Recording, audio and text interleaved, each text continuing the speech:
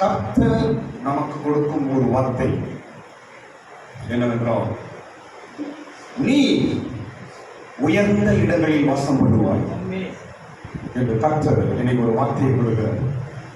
ஸ்தோத்திரம். நீ உயர்ந்த இடங்களில் வாசம் பண்ணுவாய். எல்லாரும் சொல்லுங்க, அப்படி சொல்லுங்க.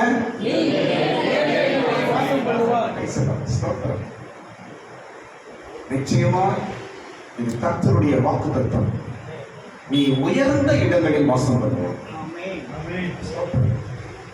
இன்னைக்கு கர்த்தருடைய வார்த்தையும் தேசியோட சாட்சியம் ஒரே கம்பைனார். ஆமென். ஸ்தோத்திரம். இன்னும் எத்தனை பேர் உயர்வுக்காக காத்துக் கொண்டிருக்கிறீர்கள்? அது தேவ சித்தம் தான். கையை தட்டுங்க, கரங்களை தட்டுங்க. நீ உயர்த்தப்படுவது தேவ சித்தம். நீ ப்ரமோஷன் அடைவது தேவ சித்தம். உன்னை உயரத்தில் வைப்பது தேவ சித்தம். நாமெல்லாம் வெளிச்சங்கள், விளக்குகள். வெளிச்சமும் விளக்கும் எங்க இருக்கும்? சொல்லுங்க, எங்க இருக்குங்க? உயரத்தில் தான் இருக்கும். அதான் நீங்க. நீ உயர்ந்த இடங்களில் வாசம் பண்ணுவாய் என்று இன்றைக்கு கர்த்தர் ஒரு அருமையான வார்த்தை உங்களுக்கு தருகிறார். ஸ்தோத்திரம். ஆண்டவர் நீ நினைத்தும் நீ நினைக்காத இடத்திலும் கர்த்தர் உன்னை உயர்த்த போகிறார். நீ உயர்ந்த இடங்களில் இருக்க போகிறார். எனக்கு தெரியாது எத்தனை பேருக்கு எந்தெந்த வழியில ப்ரமோஷன் வரப்போகுதுன்னு தெரியாது. ஆனா கர்த்தர் பேசுகிறார். எந்தெந்த வழிகளில் கர்த்தர் உன்னை உயர்த்த போகிறார் என்று எனக்கு தெரியாது, என் தேவன் அறிவார். சிஸ்டர், உங்களை எப்படி உயர்த்தணும் என்று கடவுளுக்கு தெரியும். பிரதர், உங்களை எப்படி உயர்த்தணும் என்று கடவுளுக்கு தெரியும். ஏற்ற வேளையில், சரியான நேரத்தில், ஏற்ற வேளையில் உங்களை மேல உயரத்தில் வைத்து அவர் நாமத்தை மகிமைப்படுத்துவார். அதற்கு ஸ்தோத்திரம். இது அருமையாய் ஒரு ஸ்திரீ சொல்லுகிறார், அண்ணால் சொல்லுகிறார். என்னென்றால், அவர் சிறியவனை உழுதியிலிருந்தும் எளியவனை குப்பையில் இருந்தும் என்ன செய்கிறார்? அண்ணா அருமையா சொல்லுகிறார். நான் அந்த சப்ஜெக்ட்ல நான் வேற இடத்துல பேச போறேன். சிறியவனை உயர்த்துகிறார், எளியவனை உயர்த்துகிறார். ஆமென். புழுதியில் இருந்தும் குப்பை மேட்டில் தான் உயர்த்துகிறார். எங்க உயர்த்துறாங்க? புழுதிலிருந்து உயர்த்துகிறார், அப்புறம் குப்பையிலிருந்து உயர்த்துகிறார். ஸ்தோத்திரம். என்ன பாருங்க, என்ன கவனிங்க. ஒருவேளை உன் சம்பளம், உன் ஃபேமிலி பேக்ரவுண்ட் எல்லாம் ஒரு மாதிரி மிடில் கிளாஸ் இல்லை என்றால் லோவர் கிளாஸா கூட இருக்கலாம். அதை பத்தி நீ கேவலமா நினைக்காத. கர்த்தர் உன்னை உயர்த்துவதற்காக உன்னை எல்லாம் நினைக்கலாம். நான் ஏன் இந்த குடும்பத்துல பிறந்தேன்? ஒரே கஷ்டம். நான் ஏன் இந்த வீட்டுக்கு வாழ்க்கப்பட்டேன்? எங்கன்னா பணக்கார வீட்டுல போயிருக்கலாமே. உன்னை அப்படியே போய் பணக்கார வீட்டுல உட்கார்ந்து கடவுளுக்கு முடியாதா? சில பிள்ளைங்க, நான் ஏன் தான் உன் வயிற்றுல பிறந்தனே தெரியல, இவ்வளவு கஷ்டம். நீ அம்மாவா, நீ தாயா, நீ ஒரு பேய். காசு தர மாட்டேன், ட்ரெஸ் தர மாட்டேன், போன் வாங்கி தர மாட்டேன். என்ன போன்? ஐபோன். எதுவும் செய்ய மாட்டேன். இந்த வீட்டுல ஏன் தான் பிறந்தனும்? நோ, அந்த வார்த்தை தவறு. பிள்ளைகள் உங்க வாயில அந்த வார்த்தை வரக்கூடாது. கர்த்தர் உன்னை புழுதிலும் குப்பை மேட்டிலும் வைத்துகிறார் என்றால் ஒரு பெரிய உயரத்தில் உன்னை கொண்டு போகிறார் என்பதுதான் அடையாளம். கையை கட்டு, இது தேவ வார்த்தை. தேவ வார்த்தை. உங்களை பார்த்தா நல்லா இருக்கிறாங்களே, என் ஃப்ரெண்ட்ஸ் எல்லாம் நல்லா இருக்கிறாங்களோ, நல்ல ட்ரெஸ் போடுறாங்க, நல்ல போன் வச்சிருக்கிறாங்க, நல்ல பணக்காரா இருக்கிறாங்க, நல்ல ட்ரெஸ் எல்லாம் போட்டு வராங்க. நான் மாத்திரம் எப்படி இருக்கிறேனே, நான் ஏன் இந்த குடும்பத்துல பிறந்தேன், நான் ஏன் இந்த வீட்டுல பிறந்தேன் என்று வெளியே சொல்லணும்னா மனசுல நினைக்கிறியா? இல்ல உன் ஃப்ரெண்ட்ஸுக்கு சொல்றியா? நீ ஏசப்பா சொல்றா, அது தப்பு. நான் நல்லவா உன்னை அந்த வீட்டுல வச்சிருக்கிறேன், நான் நல்லவா உன்னை அவனுக்கு அப்பா அம்மாவை கொடுத்திருக்கிறேன், நான் நல்லவா உன்னை அந்த வீட்டுல வச்சிருக்கிறேன், நான் நல்லவா உன்னை என் பிள்ளையா மாத்திருக்கிறேன். நீ அப்படி சொல்லலாமா என்று இயேசு பேசுகிறார். சாமுவேல் எந்த வீட்டுல பிறந்தார்? எந்த அம்மா குப்பை சொல்லுதோ அந்த வீட்டுல தான் பிறந்தார். எந்த அம்மா புழுதி என்று சொல்லுதோ அந்த அம்மா வீட்டுல தான் சாமுவேல் பிறந்தார். ஆனால் எந்த இடத்தை உயர்த்தினார்? சவுலையும் தாவீது ராஜாவையும் அபிஷேகிக்கிற இடத்துல உயர்த்தினார். கையை தட்டு, கரங்களை தட்டு. தேவன் உயர்த்துவார் என்றால் யாரும் அவரை சமாளம் பண்ண முடியாது. அந்த அளவுக்கு காப்பட தேவன் உயர்த்துவார். நான் சொல்லுகிறேன், இந்த இடத்துல அநேக சாமுவேல்கள் இருக்கிறீர்கள். நான் சொல்லுகிறேன், இன்றைக்கு அநேக சாமுவேல்கள் இங்கு பல வீடுகளிலே பிறந்து பல வீடுகளிலே பிள்ளைகளாய் நீங்கள் இருக்கிறீர்கள். அம்மா படுற கஷ்டம், அப்பா படுற கஷ்டம், வீட்டு கஷ்டத்தை நினைத்து நீங்கள் வேதனையோ துக்கமோ அடையாதீர்கள். கர்த்தர் பேசுகிறார். யாருக்கும் எட்டாத இடத்துல நாம் உயர்த்த முடியும். அப்படி உயர்த்துகிற தேவன் நம்முடைய தேவன். ஸ்தோத்திரம். நீ உயர்ந்த இடங்களில் வாசம் பண்ணுவார். நிச்சயமாய் இது கடவுளுடைய வார்த்தை. இது ஒரு தீர்க்கதரிசன வார்த்தை. எடுத்துக்கொள்ளுங்கள். இன்னைக்கு என் ஸ்டாண்டர்ட் இப்படி இருக்கலாம், இன்னைக்கு என் நிலவரம் இப்படி இருக்கலாம், இன்னைக்கு எங்க அப்பா அம்மா கஷ்டப்படலாம், இன்னைக்கு என் குடும்பம் இப்படி இருக்கலாம், இன்னைக்கு என் வீட்டுக்காரர் இவ்வளவு கஷ்டப்படலாம், இன்னைக்கு என் நிலவரம் என் குடும்பம் இப்படி இருக்கலாம். ஆனால் ஒரு நாள் நான் உயர்ந்த இடத்தில் தான் வாசம் பண்ணுவேன். என் தேவன் என்னை உயர்த்தி வைப்பார். என் தேவன் என் பிள்ளைகளை உயர்த்துவார். அண்ணாளுடைய கண்ணீரை யார் மூலமா துடைத்தார்? புள்ள மூலமா தான் துடைச்சாரு. அண்ணால் சொன்ன வார்த்தையை யார் மூலமா நிறைவேற்றினார்? புள்ள மூலமா தான் நிறைவேற்றினார். ஆமென்.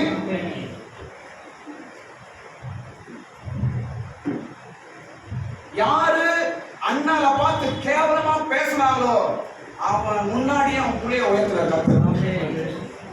நான் சொல்றது புரியல உங்களுக்கு? யார் அண்ணால பார்த்து கேவலமா பேசுறது? ஏலி பேசினான். நான் குடிச்சிட்டு இருக்கிறியா, புலம்புறியா, குடிச்சிட்டு போ அப்படின்னு சர்ச்சை வந்த அண்ணாவை பார்த்து யார் கேவலமா திட்டது? ஏலி. அதே ஏலிக்கு முன்பாய் அண்ணாவை பிள்ளைய உயர்த்தினார் கடவுள். எத்தனை பேர் உன்னையும் உன் குடும்பத்தையும் கேவலமா பேசுறாங்க, கேவலமா நினைக்கிறாங்க? எத்தனை பேர் உன்னையும் பிள்ளையும் உன் குடும்பத்தையும் இலக்காரமா நினைக்கிறாங்க, இலக்காரமா பேசுறாங்க? அவர்கள் கண்கள் முன்னாலே உன் பிள்ளையை உயர்த்துவார். கையை தட்டுங்க, மரங்களை தட்டுங்க. உன் பிள்ளை, உன் சந்ததியை கர்த்தர் உயர்த்துவார். போல உயர்த்துவார். திட்டினவர்கள் கண்களுக்கு முன்பாக உன் பிள்ளையை உயர்த்துவார் கர்த்தர்.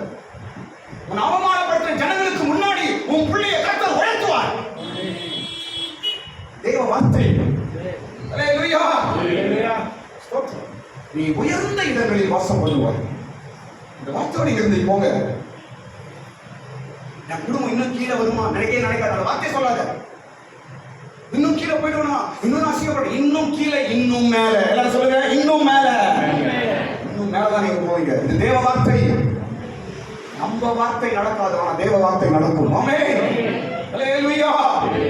ஸ்தோத்திரம். பாருங்க, என்ன கவனிங்க.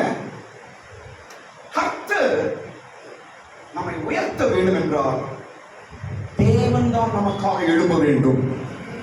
நான் சொல்ற சப்ஜெக்ட் புடிச்சீங்க, சீக்கிரம் போயிடும்.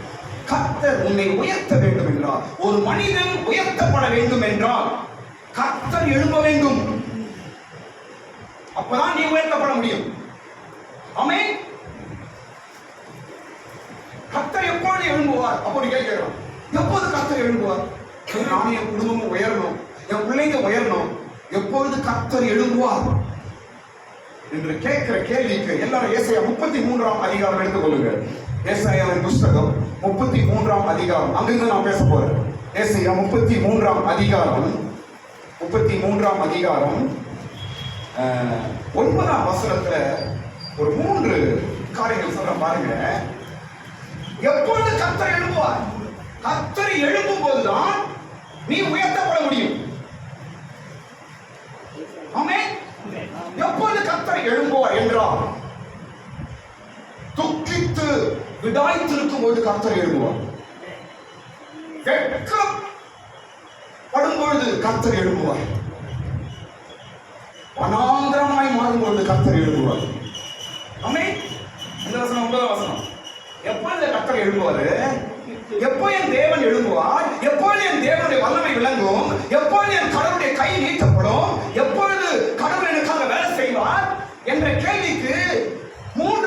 ஒன்று, நீ துக்கப்பட்டு விடாய்த்து இருக்கும் பொழுது கர்த்தர் எழும்புவார். இரண்டாவது, வெட்கப்பட்டு இருக்கும் பொழுது கர்த்தர் எழும்புவார். மூன்றாவது, வனாந்திரமாய் உன் வாழ்க்கை குடும்பம் மாறும் பொழுது கர்த்தர் எழும்புவார். ஆமென். நிச்சயமாய் எழும்புவார். கர்த்தர் எழும்புவார் என்றால் நீ உயருவார்.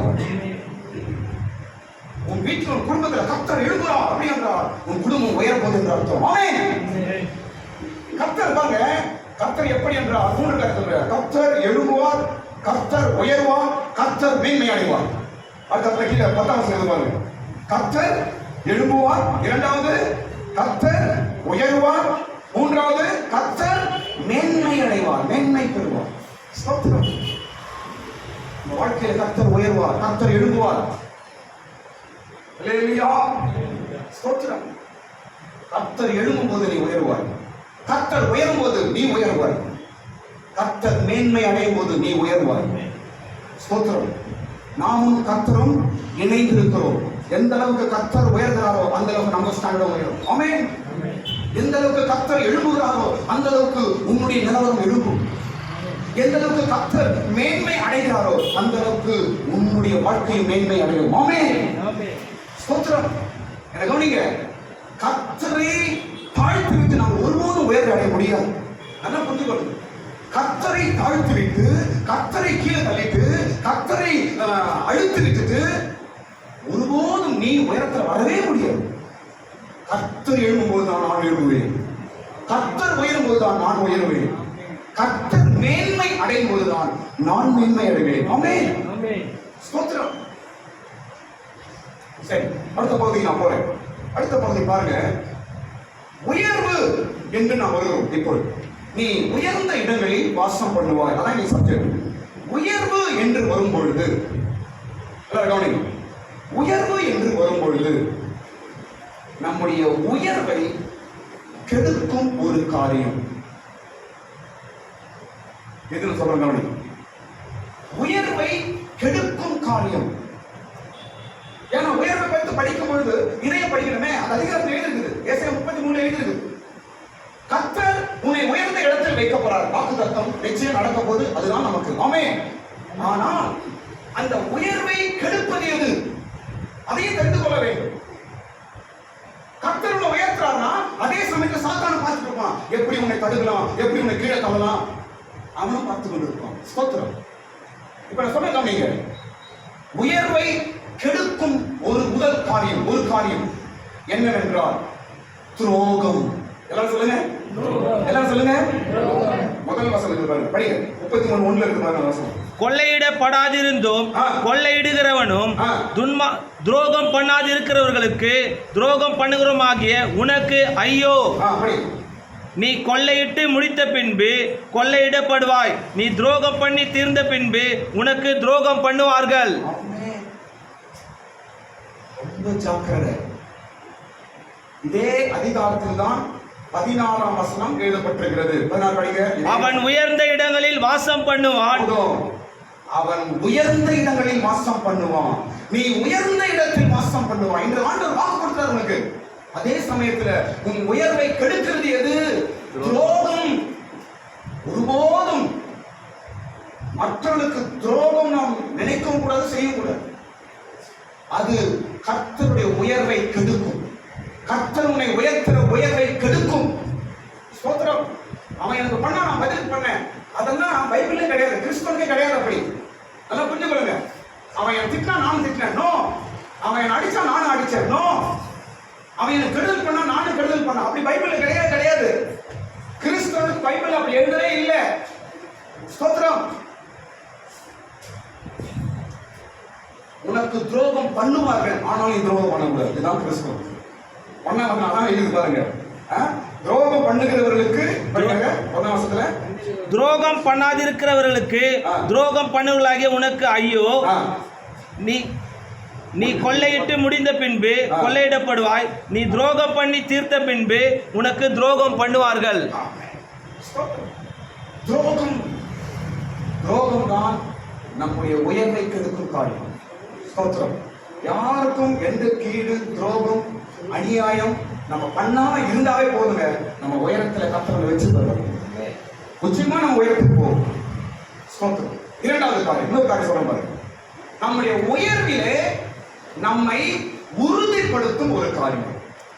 மணி சொல்லுங்க, நீங்க நம்முடைய உயர்வில நம்மை உறுதிப்படுத்தும் ஒரு காரியம். இப்ப நம்ம உயர்த்தப்படுறோம், அந்த இடத்துல நம்ம ஸ்ட்ராங்கா இருந்து நம்ம கீழே விழுந்துடக்கூடாது. இப்ப கர்த்தர் உங்களை உயர்த்திருக்கிறாரு, நீங்க என்ன பண்ணணும்? அந்த இடத்துல எப்படி பண்ணீங்க?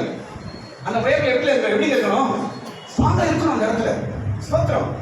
ப்ரமோஷன் கொடுத்து உயர்த்துறாரு, வேலையில ப்ரமோஷன் கிடைக்குது, அப்புறம் எங்க ஒரு அந்தஸ்து கிடைக்குது, சமுதாயத்துல ஒரு உயர்வு கிடைக்குது. அப்ப அந்த இடத்துல எப்படி இருக்கணும்? ஸ்திரமா நாம் பிடித்துக் கொள்ள வேண்டும். ஆமென்.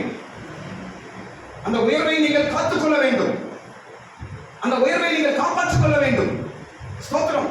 சவுலை கர்த்தர் உயர்த்தினார், ஆனால் அவன் அதை காத்துக்கொள்ளவில்லை. வரும் நாட்களிலே கர்த்தர் ஏதோ ஒரு உயர்வை உனக்கோ உன் பிள்ளைகளுக்கோ உன் கணவனுக்கோ கர்த்தர் ஏதோ ஒன்று செய்ய போகிறார். இது நிச்சயம். அதை எப்படி காத்துக்கொள்வது என்று கற்றுக்கொள்ளுங்கள். நம்முடைய உயர்வை நாம் எப்படி காத்துக்கொள்வது? அதற்கு வசனம் பாருங்க. இங்கே 6ஆம் வசனம் 33:6 என்ன போட்டிருக்கிறது? பூரண ரட்சிப்பும் ஞானமும் அறிவும் உன் காலங்களுக்கு உறுதியானது. மறுபடியும் பாருங்க. பூரண ரட்சிப்பும் ஞானமும் அப்புறம் அறிவும் உன் காலங்களுடைய உறுதி. கர்த்தர் நம்மை உயர்த்தும் போது, கவனிங்க, கர்த்தர் நம்மை உயர்த்தும் போது அந்த உயர்வை எப்படி காப்பாற்றுவது, அந்த உயர்வை எப்படி காத்துக்கொள்வது என்பதற்கு இங்கு 3 வார்த்தை சொல்லப்பட்டிருக்கிறது. ஒன்று பூரண ரட்சிப்பு. எல்லாரும் சொல்லுங்க, எல்லாரும் சொல்லுங்க. பூரண ரட்சிப்பு அப்படின்னா என்ன? பூரண ரட்சிப்புனா என்ன? எந்த கீழும் பாவம் செய்யாதபடிக்கு கர்த்தருடைய பிள்ளையாய் நாம் மாறுவது பூரண ரட்சிப்பு. ஸ்தோத்திரம். இரண்டாவது ஞானம். சொல்லுங்க எல்லாரும். ஞானம். கர்த்தர் ஒருவனை உயர்த்தும் போது அந்த உயர்வை, அந்த பொசிஷனை, அந்த ப்ரமோஷனை, அந்த ஸ்தானத்தை நீ காப்பாற்றிக் கொள்ள வேண்டும் என்றால் உனக்கு தேவையான இரண்டாவது முக்கியமான விஷயம் ஞானம். ஞானம். நீ ஞானமா இருந்தாதான் உனக்கு கிடைச்சதை காப்பாற்ற முடியும்.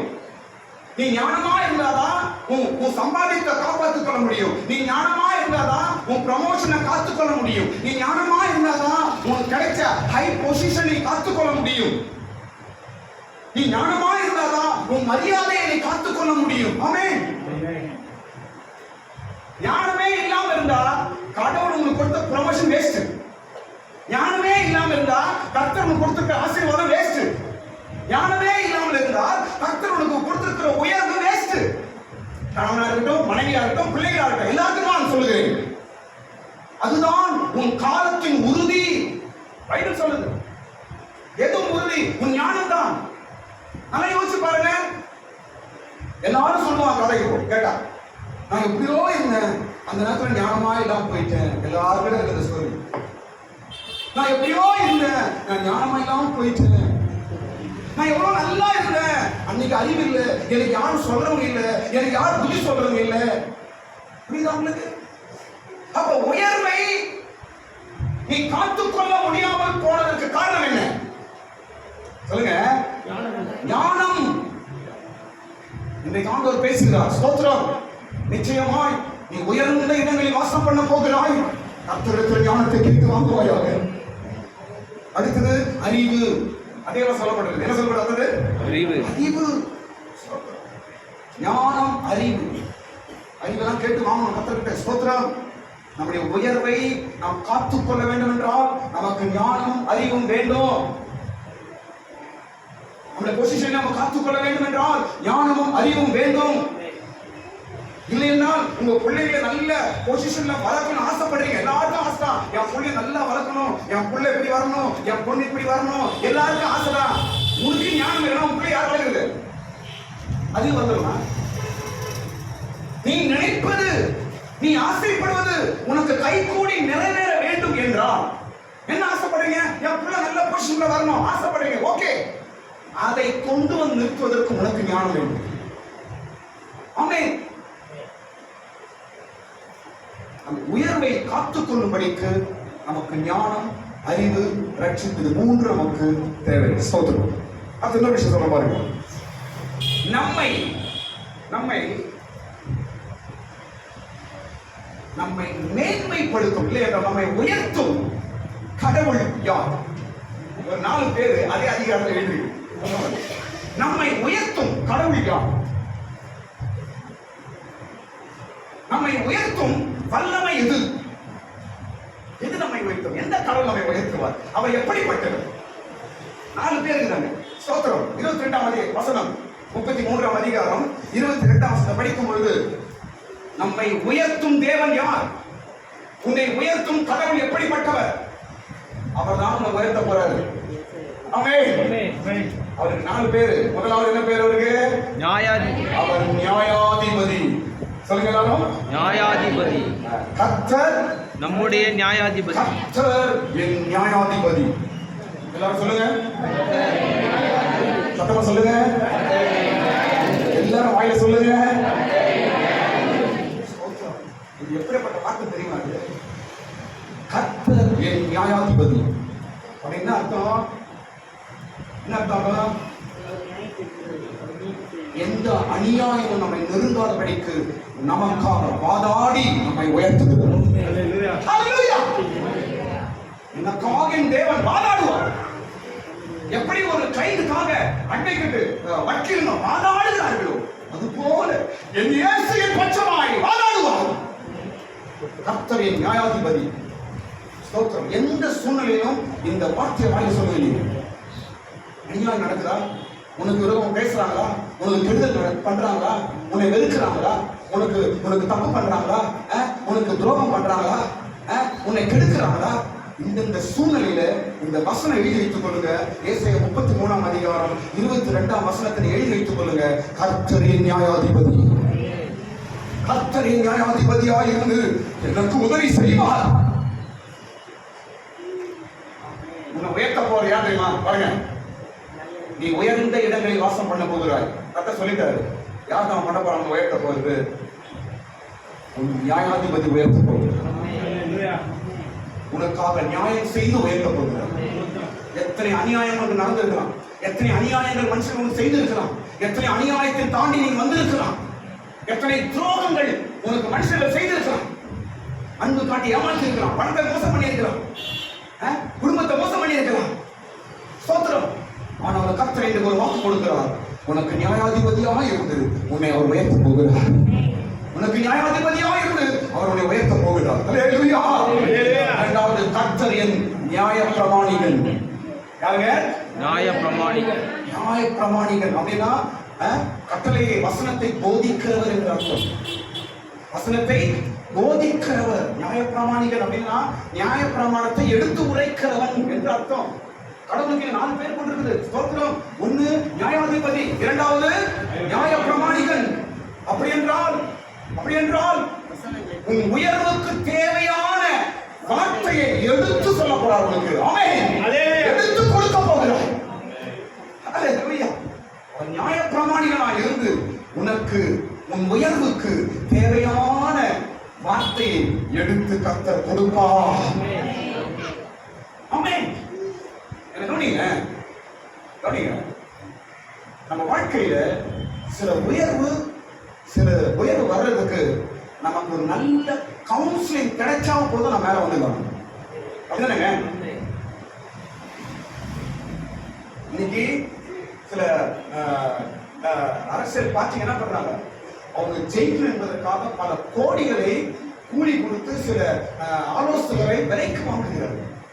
அவங்க கிட்ட ஆலோசனை கேட்கிறாங்க. இப்ப எப்படி பண்ணா நாங்க ஜெயிக்கலாம், எப்படி பண்ணா நாங்க ஜெயிக்க முடியும், எப்படி பண்ணா நாங்க எங்க பார்ட்டி ஜெயிக்கலாம் என்று சொல்லி பணம் கொடுத்து ஆலோசனை வார்த்தைகளை வாங்குகிறார்கள். ஆமென். எந்த அரசியலா இருக்கட்டும், எந்த கம்பெனியா இருக்கட்டும், எந்த விதமான பிசினஸ் மேனா இருக்கட்டும், யாராவது இருக்கட்டும், அவனுக்கு ஒரு ஆலோசகன் தேவைப்படுகிறது. காரணம் அவன் உயர்வுக்கு. ஆமென். ஆனால் இன்றைக்கு ஆண்டவர் பேசுகிறார், நானே உன் உயர்வுக்கு ஒரு நியாய பிரமாணிகளாக இருப்பேன். கையை தட்டுங்க, கரங்களை தட்டுங்க. இயேசு நியாய பிரமாணிகளாக இருப்பார். ஏற்ற வார்த்தையை உனக்கு கொடுப்பார், ஏற்ற வசனத்தை கொடுப்பார், ஏற்ற ஆலோசனையை கொடுப்பார். உன்னை உயர்த்தும்படிக்கு. ஹல்லேலூயா. ஹல்லேலூயா. அடுத்து மூன்றாவது பேர் என்ன? ராஜா. கர்த்தரின் ராஜா. ஹல்லேலூயா. கர்த்தரின் ராஜா என்னை உயர்த்துவார். ஸ்தோத்திரம். அவர் ராஜாவா இருந்து உன்னை உயர்த்துவார். அது நான்காவது பேர் என்ன? ரட்சகர். அவர் என்னை ரட்சிப்பார்.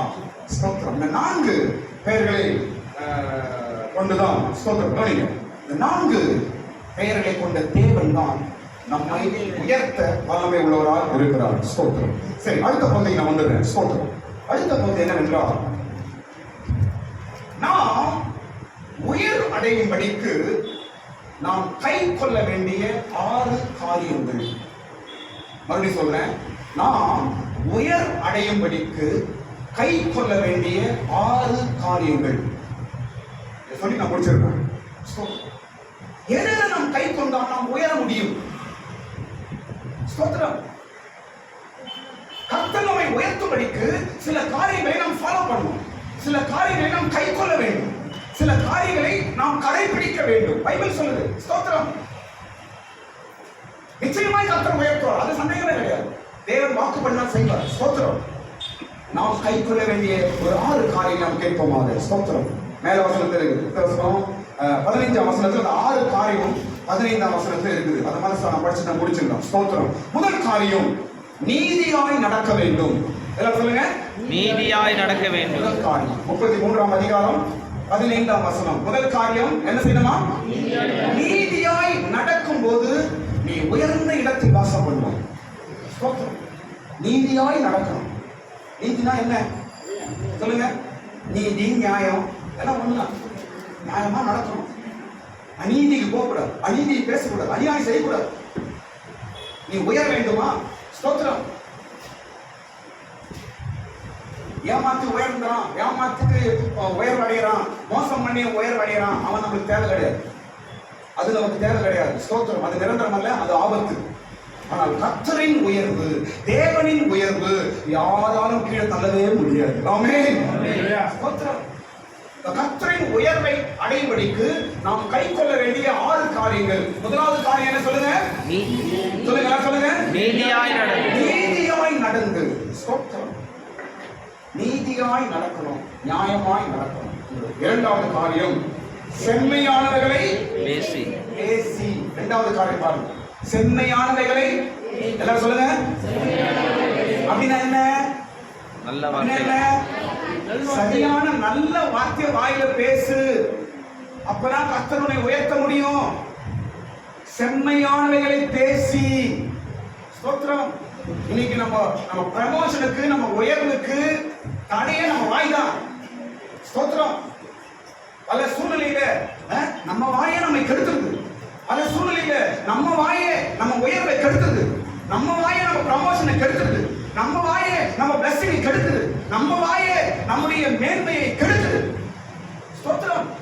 செம்மையானவை பேசு. அவ்வளவுதான். இரண்டாவது காரியம் எதை பேசணும்?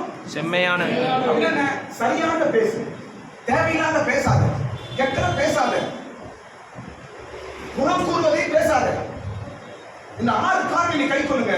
நிச்சயமாய் கர்த்தருடைய கரம் உங்களை உயர்த்துறா இல்லையா நீங்க பாருங்க. ஹல்லேலூயா. ஸ்தோத்திரம். மனிதன் மாறுவான், வேதம் மாறாது.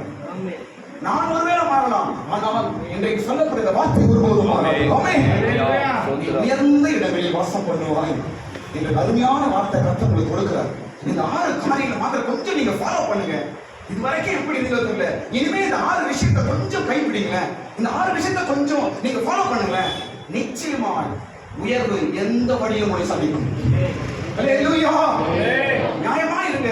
இரண்டாவது, செம்மையானதை பேசுங்க. ஸ்தோத்திரம். இனிமே உங்க பேச்சு ஸ்டைல மாத்துங்க. உங்க வார்த்தைகள் எல்லாம் ஒரு நல்ல வார்த்தைகள், சரியான வார்த்தைகளை பேசுங்க. மற்ற எந்த வார்த்தை பேசாம இருந்தாலும் போதும். ஸ்தோத்திரம். ஹல்லேலூயா. மூன்றாவது காரியம், இடுக்கம் செய்தால் வரும் ஆதாயத்தை வெறுத்து. இடுக்கண் செய்தால் வரும் ஆதாயத்தை வெறுத்து. இந்த காரியம் தப்பு, இதை செய்தா எனக்கு லாபம் வரும் அப்படின்னு நினைக்கிற காரியத்தை செய்யக்கூடாது. ஆமென். கவனிங்க. மூன்றாவது காரியம் என்ன? இடுக்கண் செய்யும் காரியத்தினால வரும் ஆதாயத்தை வெறுத்து.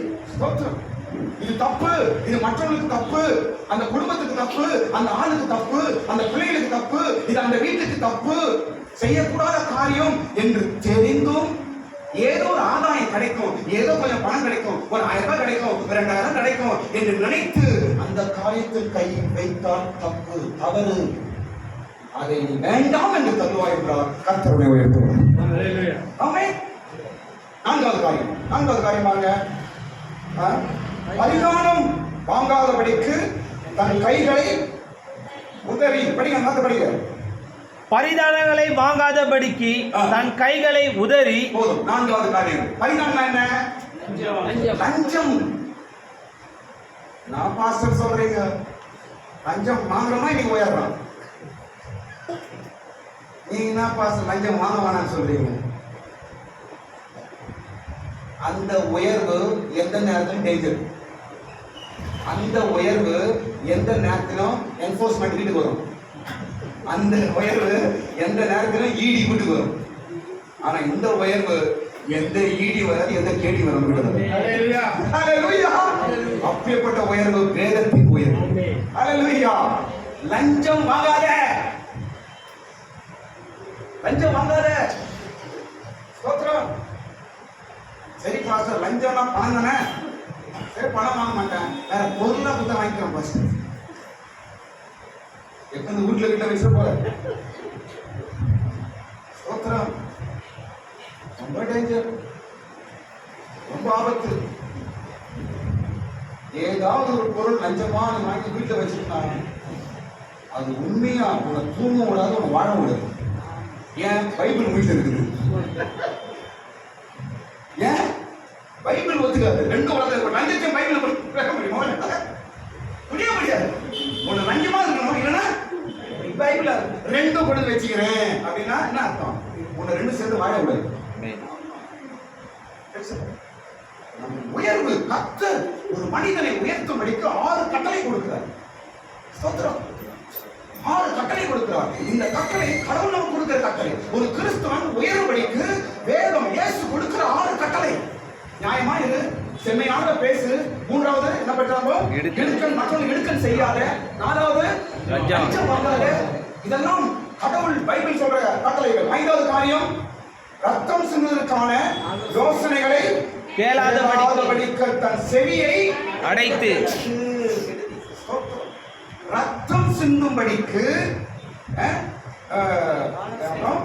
தங்கள் யோசனை கேளாதபடிக்கு. ரத்தம் சிந்தும்படிக்கு மற்றவருடைய கெட்ட ஆலோசனை கேட்காத. ரத்தம் சிந்துனா என்ன? ரத்தம் சிந்துனா என்ன? மற்றவர்களுக்கு அநியாயம், மற்றவர்களுக்கு கெடுதல், மற்றவர்களுக்கு ஆபத்து செய்ய விஷயத்தை ஒன்னும் காதலே கேட்காது. செய்யாதுன்னு சொல்ல வரல, என்ன செய்யணுமாங்க? காதலே கேட்காது. ஆமென். மற்றவர்களுக்கு ரத்தம் சிந்துற ஆலோசனை காதல கேட்காத. மற்றவங்களுக்கு கெடுதலும் துரோகமும் செய்யற விஷயத்தை காதல கேட்காத. கர்த்தர் என் நியாயாதிபதி என்று சொல்லியிருக்கிறியே, கர்த்தர் என் நியாயாதிபதி என்று சொல்லியிருக்கிறியே.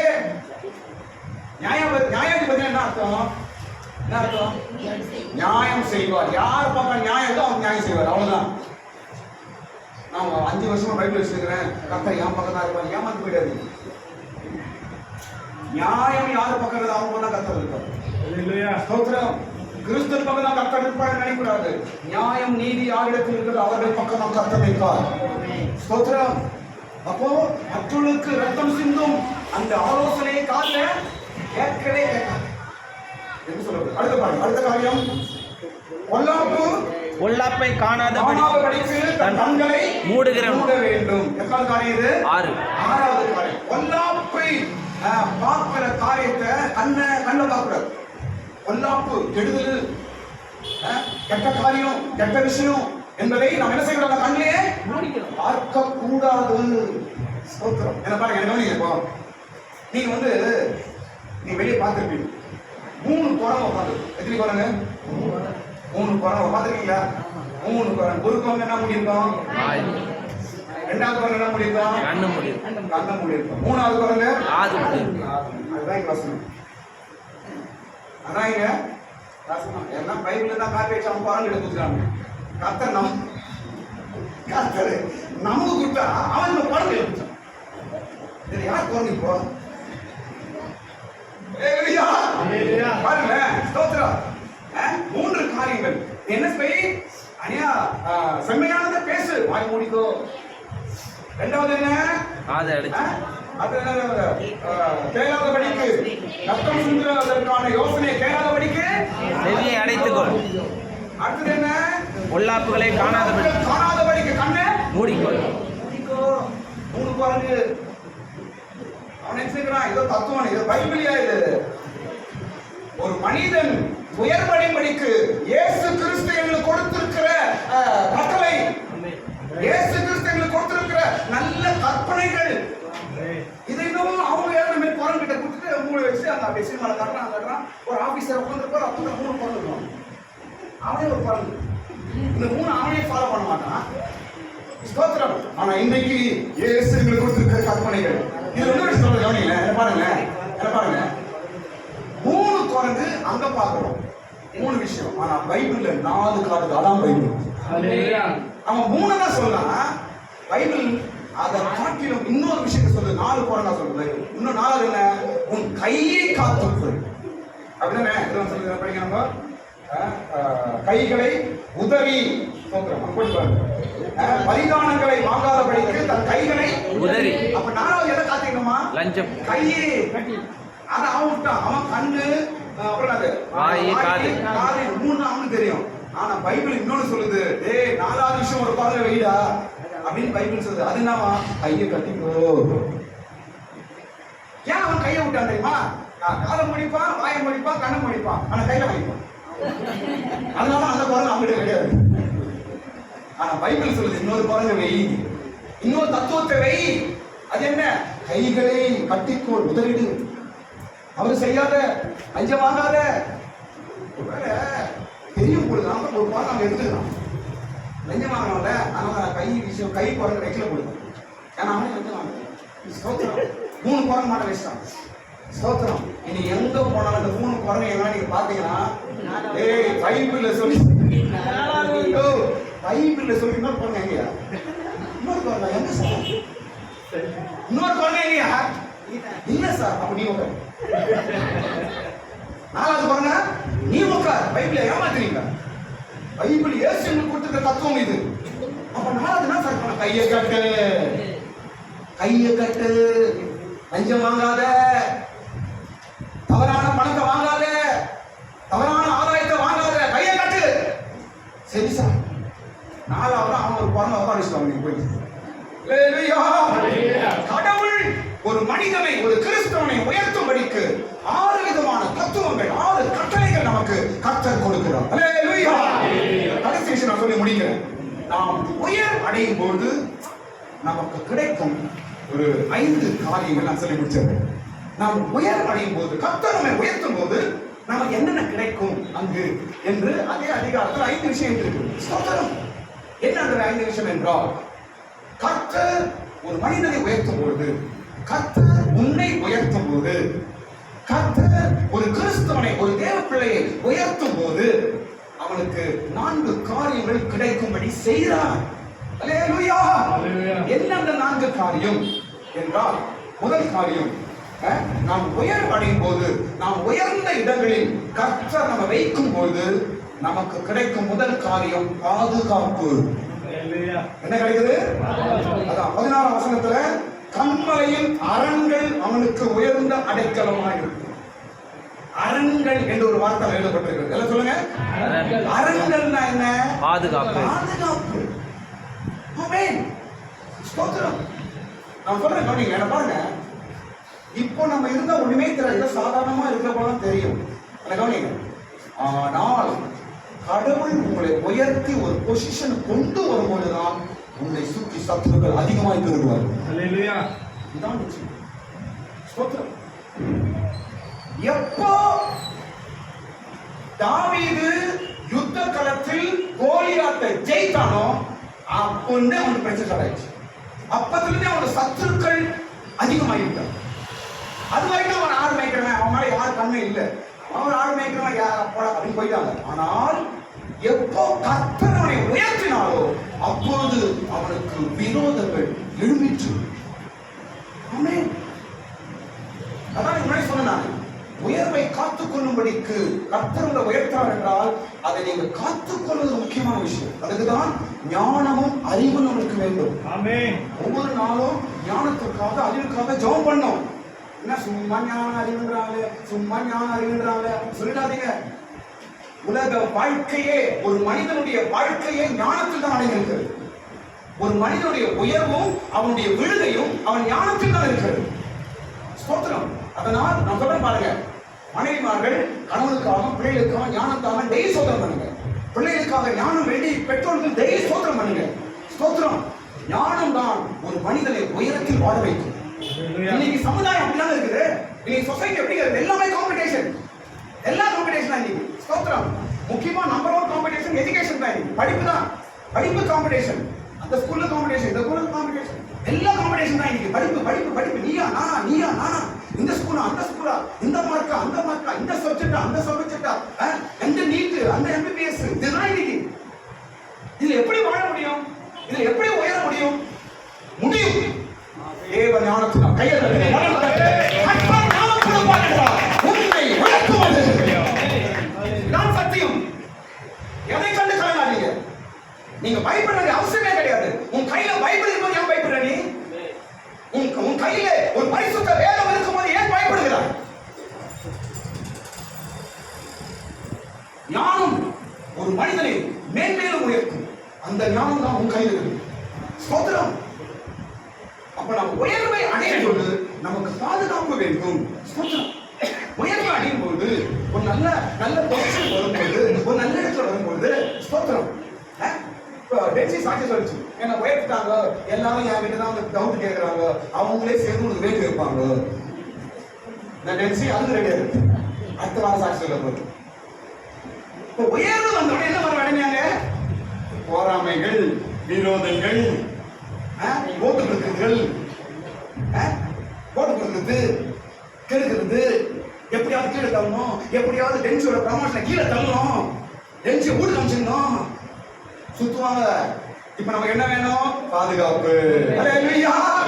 கர்த்தர் உயர்த்தும் போது நமக்கு பாதுகாப்பையும் கொடுப்பார். ஆமென். இரண்டாவது உயர்வில் நமக்கு என்ன கிடைக்கும் என்றால், இரண்டாவது என்ன சொல்றாங்கன்னா, அவன் அப்பம் அவனுக்கு கொடுக்கப்படும். என்ன கொடுக்கிறானா?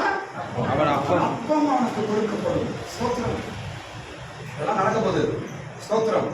கர்த்தர் உங்களை மேன்மையாய் உயரத்திலே உங்களை வைக்க போகிறார். உங்களுக்கு தேவையானதெல்லாம் உனக்கு கொடுக்கப்படும். அவனுடைய அப்பம் அவனுக்கு கொடுக்கப்படும். சாப்பாடு, ஸ்தோத்திரம். தேவையான ஆகாரம், உன் தேவைகள் எல்லாம் கர்த்தர் கொடுப்பார். ஸ்தோத்திரம். கர்த்தர் என்னை உயர்த்தி வைப்பார் என்றால் என் தேவைகள் எல்லாம் அவர் தருவார். கர்த்தர் என் குடும்பத்தை உயர்த்துவார் என்றால் எனக்கு தேவையான அப்பத்தை அவர் தருவார். ஒரு வகையில் ஆகாரம். ஸ்தோத்திரம். எந்த குறையும் நாம கர்த்தர் வைப்பார். கவலைப்படாத. ஸ்தோத்திரம். கர்த்தர் உன்னை போஷிப்பார். இதெல்லாம் அருமையான வார்த்தைகள். கர்த்தர் என்னையும் வீட்டாரை போஷிப்பார். எல்லாம் சொல்லுங்க, என்னையும் வீட்டையும் கர்த்தர் போஷிப்பார். சொல்லுங்க, போஷிக்கிறவர். ஸ்தோத்திரம். இன்னைக்கு ஆகாரம், பலன், பிள்ளைங்க நல்லா சாப்பிடணும், வீட்டில் நல்லா சாப்பிடணும், நல்ல சாப்பாடு வேணும். ஸ்தோத்திரம். பிள்ளைங்களுக்கு தேவைகள் வேண்டும், எல்லாம் இருக்குதுங்க. சில விஷயம் வெளியே சொல்ல முடியாது. ஸ்தோத்திரம். ஆனால் இந்த கர்த்தர் வாக்கு கொடுக்கிறார், அவனுக்கு தேவையான அப்பம் அவனுக்கு கொடுக்கப்படும். உன் அப்பத்தை கர்த்தர் தருவார். உன் தேவைகளை கர்த்தர் தருவார். இதுல பாருங்க, அப்பம் கொடுக்கப்படும், அவன் தண்ணீர் அவனுக்கு நிச்சயமாய் கிடைக்கும். மூன்றாவது காரியம், அப்பம் கிடைக்கும். அது மூன்றாவது என்னன்னா, அவன் தண்ணீர் அவனுக்கு நிச்சயமாய் கிடைக்கும். இது ஒரு தேவைதான். தண்ணீர் என்பது நம்முடைய வாழ்க்கை ஆதாரத்துக்கு தேவையானவைகள். இவையெல்லாம் கர்த்தர் தருவார். உன்னை உயர்த்தும் போது, கர்த்தர் உன்னை மேன்மைப்படுத்தும் போது உன் தேவைகள் சந்திக்கப்படும். மூன்றாவது ஒண்ணு வந்து அவனுடைய அப்பம் அவனுக்கு கொடுக்கப்படும் என்று சொல்றாரு. தண்ணீர் மாத்திரம் ஏன் கொடுக்கப்படும் சொல்ல, என்ன சொல்றாங்க? தண்ணீர் நிச்சயமாய் கிடைக்கும். சில காரியங்கள் கர்த்தர் கொடுப்பார், சில காரியங்கள் நமக்கு கிடைக்கும்படி செய்வார். கர்த்தர் செய்த வேலை. ஆமென். சில காரியங்கள் கர்த்தர் கொடுப்பார், நிச்சயமா கொடுப்பார். சில காரியங்கள் கர்த்தர் நமக்கு கிடைக்கும்படி செய்வார். நிச்சயமாய் கிடைக்கும். எல்லாரும் சொல்லுங்க, நிச்சயமாய் கிடைக்கும். சத்தமா சொல்லுங்க, நிச்சயமாய் கிடைக்கும். இதெல்லாம் தேவ வார்த்தை. கர்த்தர் உங்களை உயர்த்தும் போது, உங்களை மேன்மை அடை செய்யும் போது உங்களுக்கு தேவையானது நிச்சயமாய் கிடைக்கும். நிச்சயமாய் கிடைக்கும். சில காரியங்கள் கிடைக்க செய்வார். சில காரியங்கள் யார் மூலமாக நமக்கு கிடைக்க செய்வார். நிச்சயமாய் கிடைக்கும். சோர்ந்து போகாதீங்க. ஸ்தோத்திரம். நான்காவது காரியம், நாம் உயர்த்தப்படும் பொழுது கர்த்தர் நமக்கு செய்யும் நான்காவது காரியம் என்ன தெரியுமா? தூரத்தில் உள்ள தேசத்தை என் கண்கள் பார்க்கும். எந்த வசனம்? 12 வசனம், 17 வசனம். தூரத்தில் உள்ளதை தேசத்தை பார்க்கும் என் கண்கள். தூர தேசத்தை என் கண்ணு பார்க்குமா? எப்போ? கர்த்தரை உயர்த்தும் போது. இதெல்லாம் நடக்க போகுது. ஆமென். கர்த்தர் உங்களுக்கு பெரிய ஒரு பாதுகாப்பை தரப்போகிறார். உன் அப்பம் உனக்கு கொடுக்கப்படும். உன் தண்ணீர் உனக்கு நிச்சயமாய் கிடைக்கும். அப்ப எத்தனாவது? 4வது. தூர தேசத்தை உன் கண்கள் காணும். இது என்ன அர்த்தம்? தூர தேசம் என்றால் என்ன? நம்முடைய ஃபியூச்சர் லைஃப், உன் பிள்ளைகளுடைய ஃபியூச்சர் லைஃப், உன் பொண்ணோட ஃபியூச்சர் லைஃப், உன் பையனோட ஃபியூச்சர் லைஃப். என் பிள்ளையோட ஃபியூச்சர் எப்படி இருக்குமோ, என் பொண்ணோட வாழ்க்கை எப்படி இருக்குமோ அப்படின்னா சொல்லக்கூடாது. அப்படின்னா சொல்லிய பைபிள் சொல்லுது, நீ காண்பாய் என்றுதான் சொல்லுது.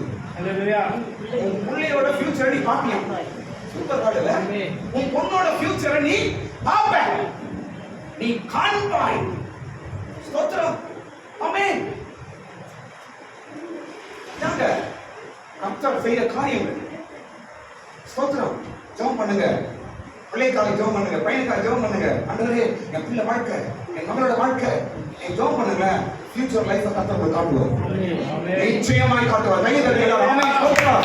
நிச்சயமாய் காட்டுவார். பரிசுத்தத்தின் மூலமாகவோ சொப்பனத்தின் மூலமாகவோ உன் பொண்ணு எப்படி வாழ போகுது, உன் பையன் எப்படி வாழ போறான் என்பதை கர்த்தர் கண்டிப்பாக நிச்சயமாய் காட்டுவார். ஸ்தோத்திரம். தூர தேசத்தை கண்கள் பார்க்கும். ஸ்தோத்திரம். ஃபியூச்சரை பத்தி கவலைப்படாதீங்க, கலங்காதீங்க. ஸ்தோத்திரம். நான் உயர்ந்த இடத்தில் வாசம் பண்ண போகிறேன். என் பிள்ளை உயர்ந்த இடத்தில் இருக்க போறான். என் பையன் உயர்ந்த இடத்தில் இருக்க போறான். இதுதான் சொன்னீங்க. இந்த வாக்குறுதியை சொல்லுங்க. ஏசாயா 33ஆம் அதிகாரம் 17ஆம் வசனம், 16ஆம் வசனம். 16ஆம் வசனத்துல என்ன சொல்லப்பட்டிருக்கிறது? அவன் உயர்ந்த இடங்களில் வாசம் பண்ணுவான். ஸ்தோத்திரம். அவன் உயர்ந்த இடத்தில் வாசம் பண்ணுவான். நான் உயர்ந்த இடத்தில் வாசம் பண்ணுவேன். என் மகள் உயர்ந்த இடத்தில் வாசம் பண்ணுவார். ஆமென். என் மகன் உயர்ந்த இடத்தில் வாசம் பண்ணுவான். இப்படி சொல்லுங்க. ஆமென். ஸ்தோத்திரம். இது நடக்க போற வார்த்தை கர்த்தர் கொடுக்கிறார். ஸ்தோத்திரம். தூர தேசத்தை உன் கண்கள் காணும். ஆமென். நல்ல ஃபியூச்சர் உன் பிள்ளைகளுக்கு இருக்குது. நல்ல ஒரு எதிர்காலம் உன் பையனுக்கு இருக்குது. ஆமென். தூர தேசத்தில் தூரமா இருக்கிற நல்ல தேசம் கர்த்தர் வச்சிருக்கிறார். அது என்ன? இது உயர்ந்த இடம். உயர்ந்த இடம். ஸ்தோத்திரம். அடுத்த 5வது காரியம், கடைசி காரியம் சொல்லி முடிக்கிறேன். 5வது காரியம் என்னவென்றால், 5வது காரியம் பார்க்கிறோம்னா 19ஆம் வசனத்துல 5வது காரியம் இருக்கு. நாம் கர்த்தர் உயர்வை நமக்கு தரும்பொழுது நமக்கு நடக்கிற 5வது காரியம் என்னமா? குரூர ஜனங்களை இனி காண மாட்டார். 19ஆம் வசனம் கடைசி லைன் இருக்குது பாருங்க. அந்த குரூர ஜனங்களை நீ காண மாட்டாய். அதான் உயர்வு, அதான் மாற்றம், அதான் கர்த்தருடைய blessing, அதான் கர்த்தர் நம்மை வைக்கிற இடம். ஸ்தோத்திரம். நாம் சொல்ல பாருங்க, இனி வர நாட்களை கர்த்தர் உங்களை வைக்க போகிற உயரத்திலிருந்து உனக்கு தூரம், உனக்கு கெடுதல் நினைத்த மனிதர்களை நீங்கள் பார்க்க போவதே இல்லை. தேவ வார்த்தை எடுத்துக்கொள்ளுங்கள். யாரால் உங்களை வெறுத்து கெடுதல் நினைத்து, உங்களுக்கு தீங்கு நினைத்து, உங்களுக்கு அழிவை நினைத்து உங்களை சுற்றி சுற்றி வந்தார்களோ, இன்னும் கொஞ்ச நாட்களை அவர்களை நீங்கள் பார்ப்பதே இல்லை. ஆமென். இனி பார்க்க மாட்டீர்கள். ஏன்? தேவன் நியாயாதிபதி. எல்லாரும் கையை மேல முடியுமா? எல்லாரும் கண்களை மூடி கையில மேல உயர்த்துங்க. ஏன்? ஏனென்றால் என் தேவன் நியாயாதிபதி.